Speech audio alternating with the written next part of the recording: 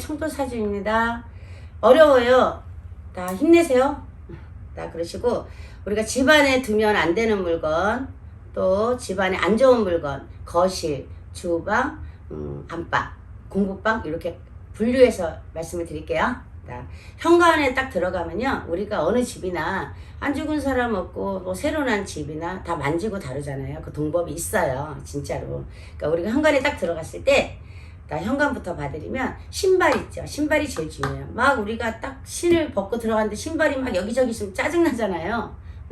그렇기 때문에 신발은 가지런히 이렇게 안쪽으로 놓는 게 좋고, 예를 들어 신랑이 안 살아 뭐 바람났어 그럴 때 그 방법은 이렇게 안쪽으로 이렇게 놔두세요. 하나 그러면 돌아옵니다. 애가 속을 새기고 자꾸 그래요. 그러면 신발을 똑바로 놓으세요. 신발 그러면 다 돌아옵니다. 그래서 신발을 딱 4식구면 4개, 3식구면 3개 가지런히 안쪽으로 이렇게 놓으시는 게 좋아요. 두 번째는요, 현관을 마주보는 거울은 되게 나빠요. 그래서 현관에 딱 있을 때 거울이 착 보이면 사람의 운기를 뺏는다 그래. 자꾸 나가고 싶고 밖으로 나가고 싶대요. 바람이 난다 그러죠. 그래서 거울은 좋지 않다. 그러니까 거울을 치우시는 게 좋습니다. 만약에 있다면 우리가 난그림, 꽃그림 같은 거를 좀 커버하시는 게 좋을 것 같습니다. 세 번째는요, 현관을 마주보는 벽이나 칸막이 같은 건 되게 안 좋대요. 답답하잖아요. 그죠? 튀어 있어야 되거든. 그러면 거기에 요즘에는 거의 막혀 있는 경우가 있어요. 그러면 거기에 이제 대나무라든지 이렇게 액자를 걸어 놓으시면 되게 좋아요. 화나는 거, 꽃그림이라든지 넣으시면 사람 기분이 좋아질 수 있습니다. 그래서 거실은 신발, 거울, 또 벽, 요거만 잘 관리하시면 좋은 운기를 가질 수 있습니다. 그러시고 반대로 현관에 들어서자마자 바로 보이는 거실 쪽, 벽 쪽, 오늘 가족 사진이나 꽃그림 이런 걸 놓으시면 되게 좋다 그래요. 그래서 딱 들어왔을 때 우리가 가족 사진 이렇게 있으면 우리 가족이구나, 오나움을 느끼죠. 그래서 인식을 하죠. 남편은 마음 돌렸던 거 조금 그랬다가도 다시 가정으로 돌아오고, 와이프, 아빠, 엄마, 애기들 사진 걸어놓는 게 너무너무 좋다고 하네요. 그래서 가족 사진, 꽃그림 이런 거는 기분이 좋아지잖아요, 우리가. 그래서 그런 걸 커버하시면 되게 좋을 것 같습니다. 그러시고 거실을 봐드릴게요. 거실은 우리가 거실에 딱 들어가서 큰 거울이 보이거나 화장실이 보이거나 그러면 운을 막는데요. 그래서 거울은 사람을 밖으로 바람이 나게 하고 산만해지고 나가고 싶고, 그래서 거울이 어느 방에 상관없이 우리가 거실에는 큰 거울, 뭐 세모난 거울이라든지 이런 걸 안 놓으시는 게 좋아요. 그리고 돌 같은 것도 안 놓으시는 게 되게 좋다고 봅니다. 두 번째로는요, 특히나 너무 커다란 거울은요, 사람의 기운을 뺏는데, 사람을 산만하게 만든대요. 운기를 뺏는데요.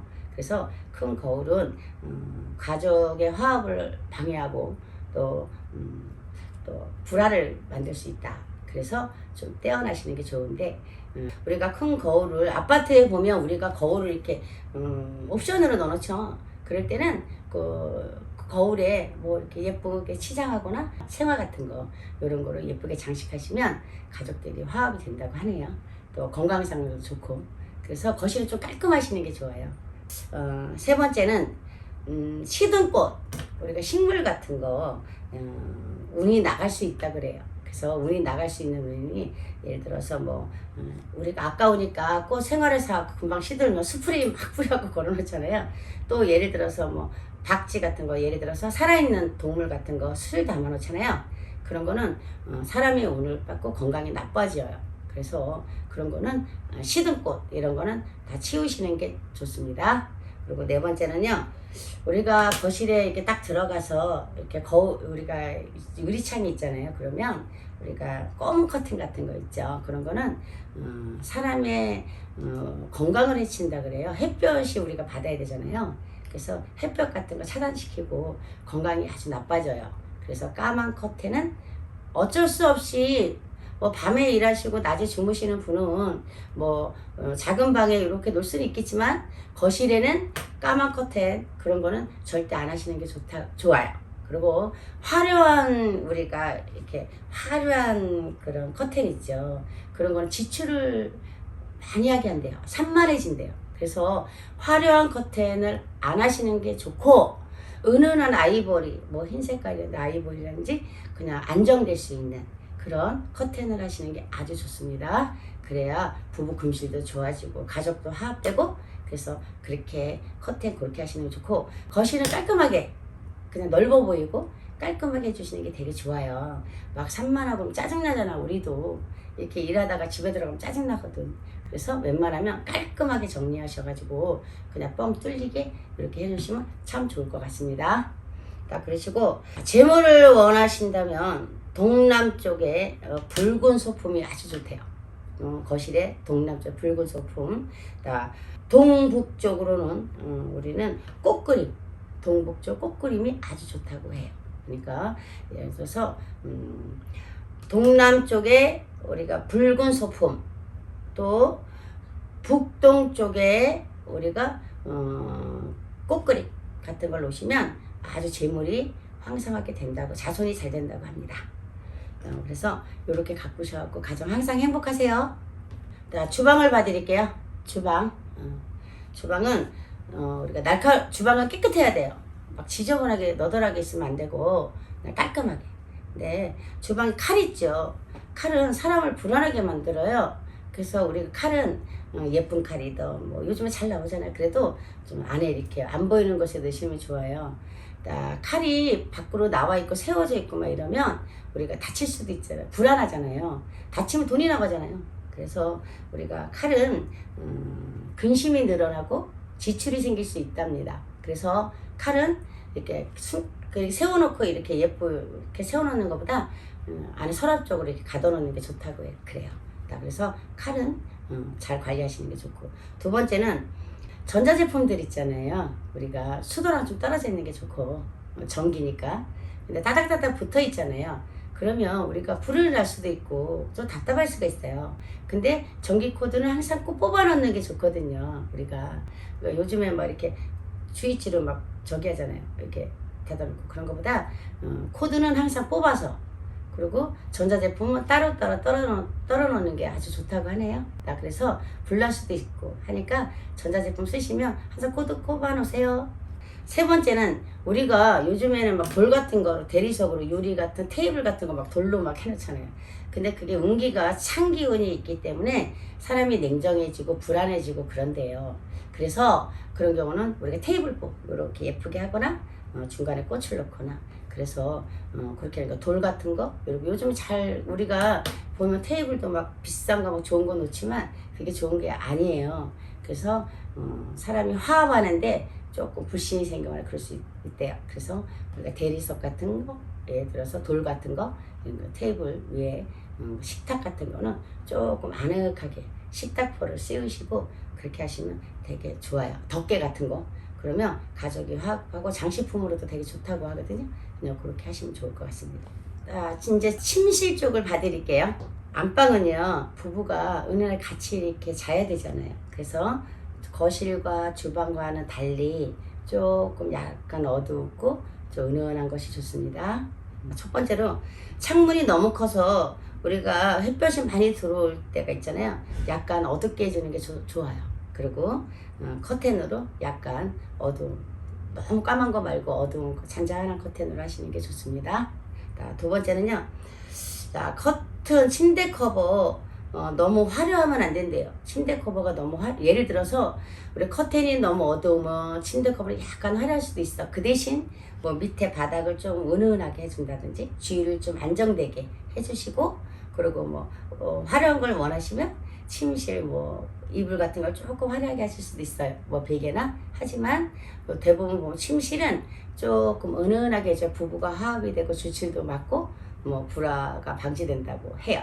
그러니까 침실은 좀 은은하게, 너무 화려한 걸 원하신다면 뭐 침대 위에 이불 이런 거 조금 정도만 화려할 수 있지, 포인트 줘서 화려할 수 있지, 주위는 다 조금 은은한 색깔 하시는 게 좋습니다. 그리고 세 번째는요, 침대의 머리 부분이 화려하고 예를 들어서 굴곡 있게 장식하시면 자는데 산만해진대요. 그래서 우리가 침대는 우리가 침대 머리맡에는 조금 단조로운 거, 뭘 안 놓으시는 것도 좋아요. 머리맡에 단조로우신 거 이렇게 깔끔하게 놓으시고 뭐 안 놓으시는 게 좋답니다. 그리고 네 번째는요. 침실에 소리 나는 건 전자제품이나 물건들은 수면을 방해하고 신체 건강을 해칠 수가 있어요. 그래서 최소한 전자제품 같은 전기 꽂는 거는 안 하시는 게 좋습니다. 침실에 잘 때 핸드폰 막 하잖아요. 부부간의 사이를 대화를 할 수 있는 거를 막잖아요. 그죠? 핸드폰이. 그러니까 나쁜 생각을 하게 되고 산만한 생각을 하게 되고 자꾸 게임하고 이러니까 우리가 침실은 머리맡에는 핸드폰 같은 거 좀 멀리 두시는 게 부부가 화합할 수 있는 길입니다. 그러니까 핸드폰 같은 거는 멀리 거실에 두시거나 그렇게 좀 떨어지게 놔두시는 게 좋습니다.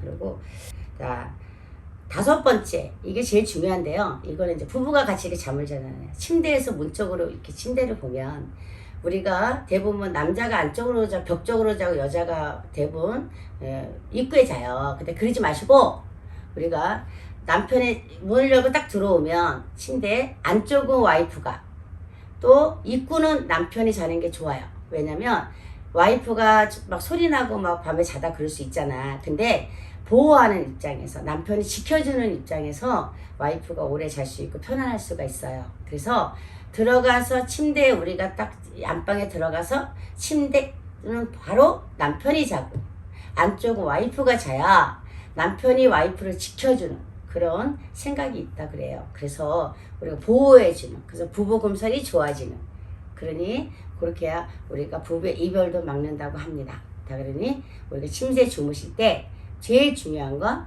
들어가셔서 남편이 자고 안쪽으로 와이프가 주무세요. 그럼 부부가 화합이 잘 된다고 해요. 그래서 그거 중요한 것 같아요.